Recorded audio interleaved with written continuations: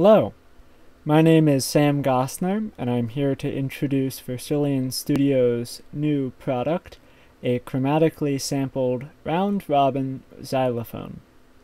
Here I have open, in Finale, the Contact version of the library. The library also comes in the form of its own VSDI and audio unit plugin if you don't have Contact or would rather use our previously used Maze engine.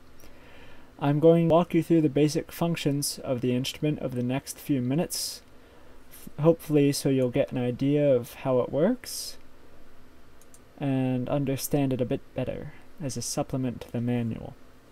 The first thing you might notice is the text down here which reads, Mod Wheel selects mallet type. Now, when we originally put this out to the testers, we were using key switches. And there was a slight error in the code, and we ended up having to use Mod Wheel for a while. And surprisingly enough, it turned out a lot of people actually liked using the Mod Wheel instead of the key switches. They were a bit too cumbersome for this instrument when you need to switch the mallets during playing or during quick recording.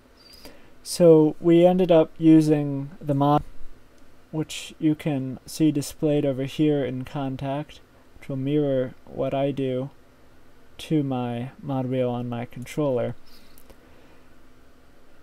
Now, having the mod wheel all the way down in the state it is now, as you can see, you have this blue keyboard, which indicates you're using the soft yarn mallet types. These are pretty mellow. They're not necessarily the typical xylophone sound you would hear in, say, a cinematic or orchestral track. It's mostly used for solo work.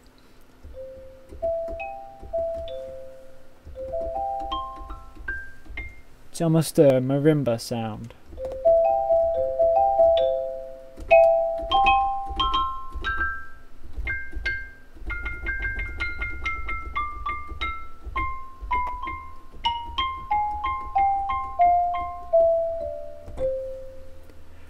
And then you'll notice as I push the mod wheel up over here,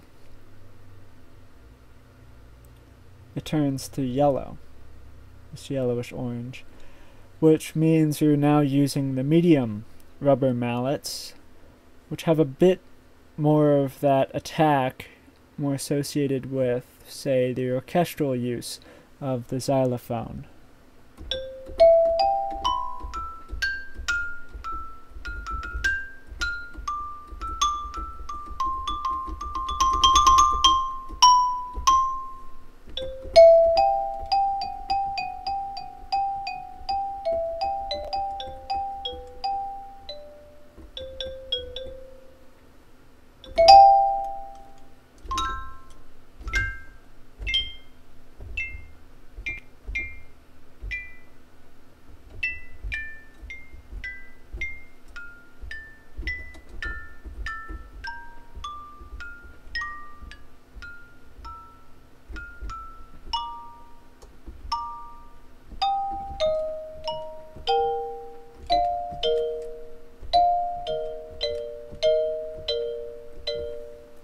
So it has a bit, almost of a bell sound there, which is rather interesting. And then as you push it all the way up, you get this red, burgundy red color, which means you're now using the hard rubber mallets, which are most ideal for trying to hear it above the full orchestra, as it's really only the attack that sounds out.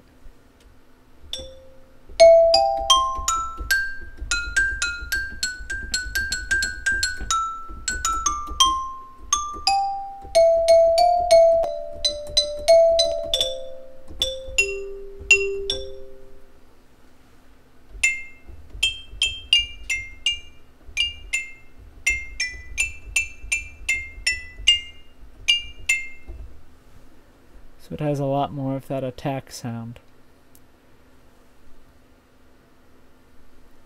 Over here on the left is the microphone panel, which controls which mics you are using. we recorded this as two separate parts. They're the main mics, which is a modified Decatree with an overhead mic to give it a bit more of the sound, and that sounds quite good on its own. You can load and unload these. You'll notice the memory drops by about half using the on and off buttons there. So I'll switch, it's a bit more apparent on the medium rubber.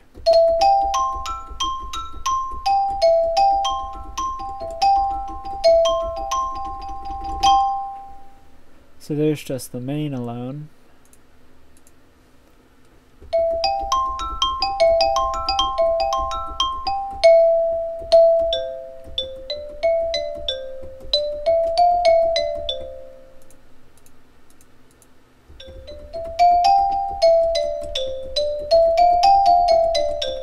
So notice the close is a mono sound. So a great way to do this is you pan the close mic over to get the directness. You can also modify the volume to your liking.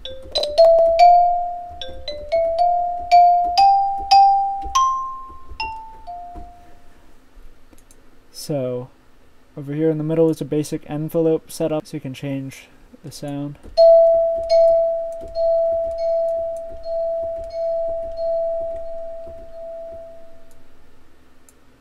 In case you want to change things. Over here is the overall setup, which controls the overall volume of the instrument, which is the same as this slider up here.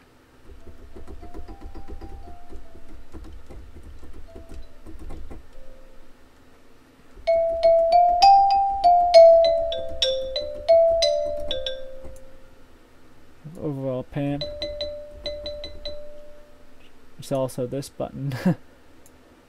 And then there's a reverb, a very basic convolution reverb, which was mainly intended for people using the non-contact version. People who may not have a good reverb plugin available. It's just a basic convolution reverb to bring it a bit more alive.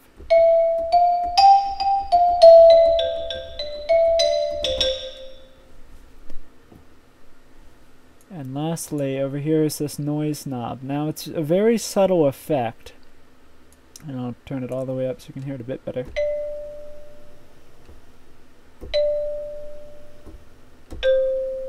There's a bit of ambience from the actual room in which we recorded it that just slipped in with the sample. Yes, these samples are noise reduced, but for those people who like just a little bit of noise, we've slipped it back in there. And the gain of that can be controlled with this knob, and it's set to choke on only, I believe, 2 noise samples at a time. So what that means is it'll only play 2. So I play a chord, it'll only play 1 or 2 noise instances. So that way, if you have a lot of fast notes, it won't overwhelm you with noise as it would if we had left the noise in there. Which is a nice benefit. If you don't want it, just turn it all the way down. You won't be able to hear it anyway at most normal listening levels. So that's basically the gist of the instrument. A few other things you might want to do is change the max voices setup, the polyphony, to 128, which is pretty straightforward, or you can change it even higher, 256 if you're crazy. Whatever floats your boat. Because you're using 3 different sounds. You have the noise sample, the close, and the main for every single note you hit. So a lot of quick notes, you can get up there pretty quickly. So that can be quite beneficial.